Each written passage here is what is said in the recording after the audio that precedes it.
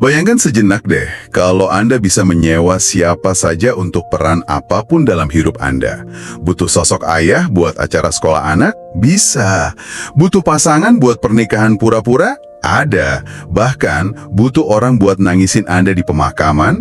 Jasanya ada loh. Pertanyaannya jadi bukan lagi bisa atau tidak, tapi saat Anda bayar untuk sebuah emosi, seberapa nyata sih perasaan yang Anda dapatkan? Selamat datang kembali.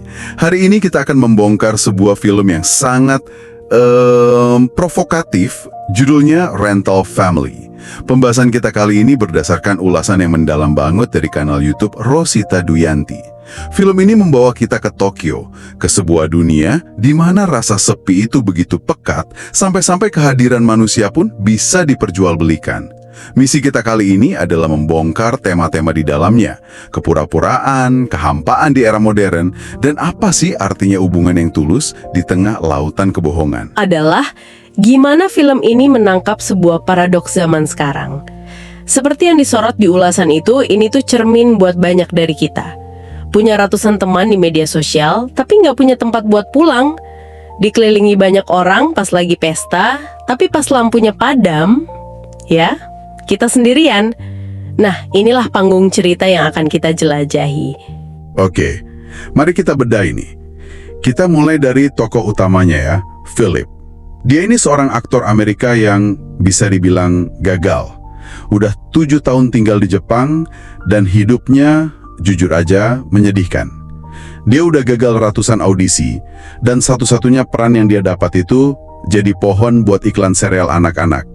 Bisa Anda bayangin gak frustrasinya gimana? Itu potret sempurna dari kegagalan American Dream di tanah asing kan? Dia datang dengan harapan besar, tapi kenyataannya dia terasing, kesepian, dan ya, gak punya siapa-siapa. Dia ada di titik terendah, yang bikin dia jadi kandidat sempurna untuk apa yang terjadi selanjutnya. Benar. Dalam keputusasaannya itu, dia dapat telepon buat pekerjaan aneh. Lokasinya ternyata di sebuah pemakaman. Dia bingung dong, tapi ya udah, ikut aja prosesinya. Tiba-tiba di sana dia ketemu Shinji, seorang pria misterius yang ngejelasin kalau Philip baru aja berperan sebagai pelayat bayaran. Ternyata keluarga almarhum gak punya sanak saudara yang mau datang, jadi mereka sewa orang biar gak kelihatan kesepian di mata tetangga.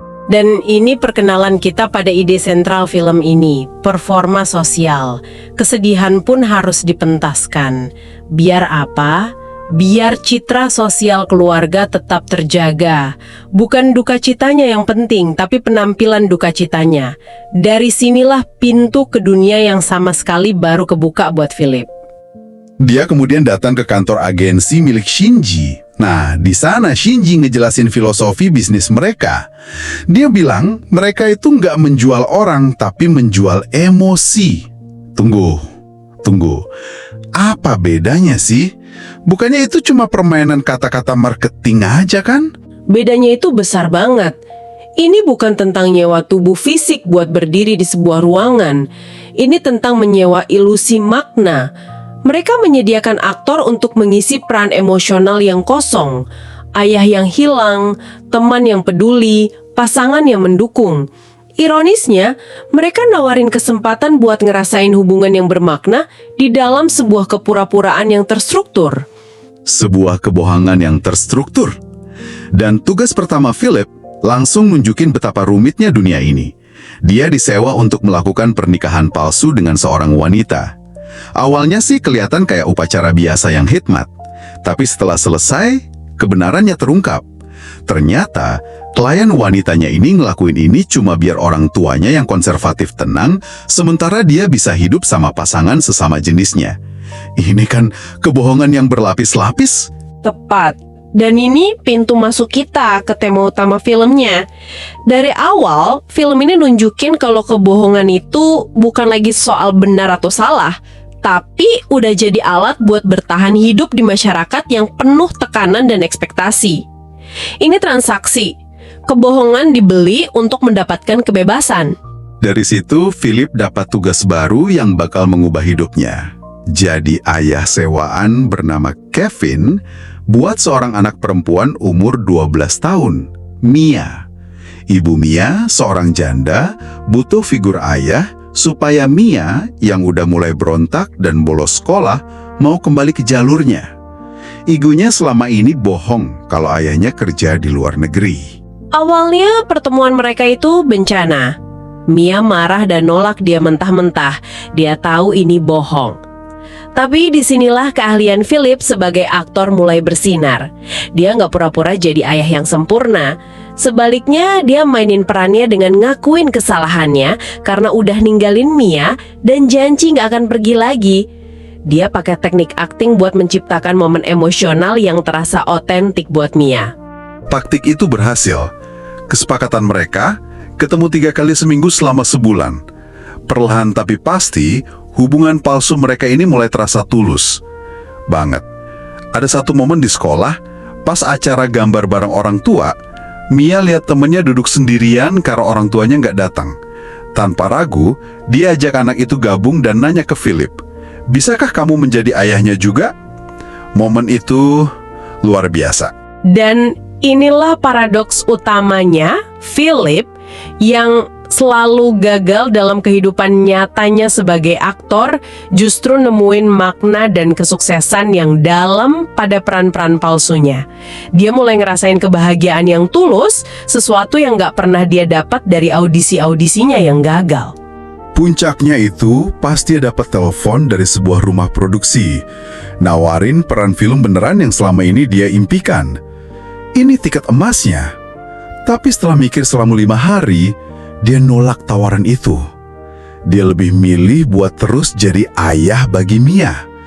Itu keputusan yang gila sekaligus mengharukan. Bisa dilihat kayak gitu. Tapi ada juga interpretasi yang sedikit lebih gelap. Apa dia benar-benar nemuin makna sejati, atau dia cuma lari dari kenyataan? Dia kan gagal total di dunia nyata. Jadi dia milih buat sukses di dunia palsu yang bisa dia kontrol. Kepura-puraan itu mungkin terasa lebih aman daripada risiko kegagalan yang nyata. Dia milih kepuasan instan dari peran yang berhasil daripada perjuangan berat buat meraih impian yang sebenarnya. Wow, saya nggak lihat dari sisi itu. Masuk akal juga sih. Soalnya batas antara peran dan realita emang makin kabur. Suatu hari, Mia minta nomor telepon Philip biar bisa komunikasi di luar jam kerja mereka. Dan mereka beneran ngelakuin itu. Pas Mia takut hadapin ujian, dia telepon Philip, bukan ibunya, buat ditenangin. Ini tentu bikin ibunya, si klien, panik dong. Dia ngingetin Philip buat gak terlalu dekat. Dan disinilah ironinya sampai puncak. Orang yang bayar buat sebuah kebohongan, sekarang justru takut karena kebohongan itu jadi terlalu nyata dan efektif. Dia pengen figur ayah, tapi dia nggak siap sama konsekuensi emosional yang sebenarnya dari kehadiran figur itu. Jadi, hubungan Philip dan Mia ini terasa tulus banget, meskipun palsu. Tapi, apa semua kasus di agensi ini berakhir dengan perasaan positif kayak gitu? Rasanya nggak mungkin. Jauh dari itu. Justru disinilah kita lihat sisi gelap dari bisnis ini, lewat karakter lain. Film ini dengan cerdas nunjukin spektrum yang luas dari layanan ini. Benar, ada kasus-kasus lain yang jauh lebih kelam. Di sela-sela perannya sebagai ayah, Philip juga disewa oleh anak seorang seniman tua bernama Kaiko yang menderita amnesia. Tugasnya simple, pura-pura jadi jurnalis dan setiap hari datang cuma buat dengerin cerita-cerita Kaiko tentang karya dan masa lalunya. Ini contoh sempurna dari apa yang bisa kita sebut empati yang dikomodifikasi. Anak Kaiko secara harfiah bayar uang supaya orang lain ngasih waktu dan perhatian yang seharusnya mereka kasih sendiri. Di sumber kita digambarin gimana Kaiko kesepian banget dan terus-terusan ngangen kamping halamannya. Tapi anaknya terlalu sibuk buat sekedar ngobrol. Philip dibayar untuk jadi pendengar, sebuah peran yang seharusnya diisi oleh keluarga. Jadi, hubungan manusia yang paling dasar pun bisa di-outsource. Itu menyedihkan banget, tapi ada yang lebih ekstrim lagi. Kita juga dikenalin sama Aiko, rekan kerja Philip di agensi. Salah satu tugasnya, astaga, ini berat banget. Dia disewa sama seorang suami yang ketahuan selingkuh. Perannya apa? Tugas Aiko adalah pura-pura jadi selingkuhan si suami. Terus, dia harus muncul di hadapan istri sah buat minta maaf, ngaku salah, dan janji nggak akan ngulangin lagi.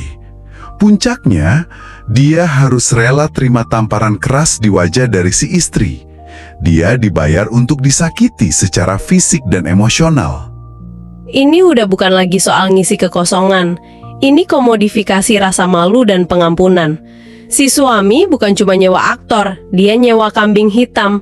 Dia bayar seseorang buat nanggung amarah istrinya dan nyerap rasa bersalahnya, supaya dia sendiri nggak perlu menghadapinya secara penuh. Pekerjaan Aiko adalah jadi wadah bagi emosi-emosi paling buruk dari orang lain. Ini nunjukin betapa eksploitatif dan merendahkannya bisnis ini. Ketegangan kemudian memuncak di hari terakhir kontrak Philip dengan Mia. Tugas terakhirnya adalah menghadiri wawancara masuk sekolah menengah elit untuk Mia, berperan sebagai ayah yang suportif. Dan kita harus paham konteksnya. Dalam wawancara sekolah elit di Jepang kayak gitu, citra keluarga yang utuh dan stabil itu punya bobot yang besar banget. Jadi kehadiran Philip di sana bukan sekedar formalitas, itu penentu kelulusan Mia. Di wawancara itu, Philip sebagai ayah dengan bangga dan tulus menceritakan tentang kebaikan hati Mia. Kelihatan jelas perasaannya nyata. Tapi momen perpisahan mereka setelah itu terasa menyakitkan banget. Mereka berdua tahu itu akhir dari hubungan mereka. Philip kembali jadi orang asing. Dan kehilangan itu terasa begitu nyata baginya. Mungkin lebih nyata daripada kegagalan audisinya. Karena kali ini dia kehilangan hubungan yang dia bangun sendiri, meskipun palsu. Merasa hidupnya penuh kebohongan dan hampa setelah kehilangan Mia, Philip mutusin buat ngelakuin satu hal yang benar-benar nyata. Tergerak rasa iba, dia nekat bawa Kaiko, si seniman tua itu, kabur dari rumahnya. Dia bawa ke desa kelahirannya diam-diam, cuma buat ngasih kebahagiaan sejati walau cuma sesaat. Tentu aja, tindakan nekat ini ada konsekuensinya. Anak Kaiko laporin dia atas tuduhan penculikan, dan Philip pun ditangkap polisi. Di tengah kekacauan inilah kita dapat pengungkapan yang paling mengejutkan dari semuanya. Ini tentang Shinji, si bos agensi yang kelihatan begitu tenang dan terkendali. Setelah hari yang berat, dia pulang ke rumah buat nenangin diri sama istri dan anaknya yang tanpa harmonis. Tunggu. Jadi bosnya sendiri, keluarganya juga sewaan. Itu gila, berarti seluruh hidupnya itu kebohongan. Dia sendiri nggak percaya sama solusi yang dia jual. Atau justru sebaliknya, dia adalah konsumen utamanya. Dia penganut paling taat dari agamanya sendiri. Ini yang bikin pengungkapan itu begitu kuat. Dia bukan penipu ulung yang ngetawain kliennya. Dia ngejual obat untuk penyakit kesepian yang ternyata juga menggerogoti dirinya sendiri. Ini nunjukin betapa dalam dan meresapnya masalah ini di masyarakat tersebut. Penyedia solusi justru korban terbesarnya. Itu benar-benar mengubah cara saya lihat karakternya. Tapi di tengah semua keputusan sayang itu, ada secercah harapan. Aiko yang selama ini sinis merasa muak sama bosnya yang gak peduli pada nasib Philip, dia mutusin buat bertindak. Dia kerjasama dengan Shinji yang kali ini nyamar jadi detektif buat nekan anak Kaiko supaya nyabut laporannya. Dan ini momen yang penting banget. Ini pertama kalinya karakter-karakter ini nunjukin solidaritas yang tulus sebagai rekan kerja. Sebuah tindakan yang dilakuin tanpa bayaran. Mereka bantu satu sama lain bukan karena tuntutan skrip atau kontrak, tapi karena keinginan murni. Mereka berhasil bebasin Philip dari penjara. Setelah bebas, Philip melakuin hal yang paling berani dan paling nyata selama ini. Dia nemuin Mia dan bilang yang sejujurnya. Mia dengan kepolosan seorang anak nanya, kenapa orang dewasa selalu berbohong? Philip jawab dengan jujur, karena itu lebih mudah daripada mengatakan kebenaran. Terkadang untuk melindungi orang yang mereka sayangi. Ini momen pengakuan yang menyakitkan tapi juga membebaskan. Jawaban itu nggak membenarkan kebohongan, tapi ngejelasin kerapuhan di baliknya. Itu momen di mana dia berhenti berakting dan jadi manusia yang sesungguhnya di hadapan Mia. Dialog terakhir mereka kuat banget. Mia bilang, aku suka kamu menjadi ayahku. Philip jawab, aku juga. Terus Mia nanya, siapa nama aslimu?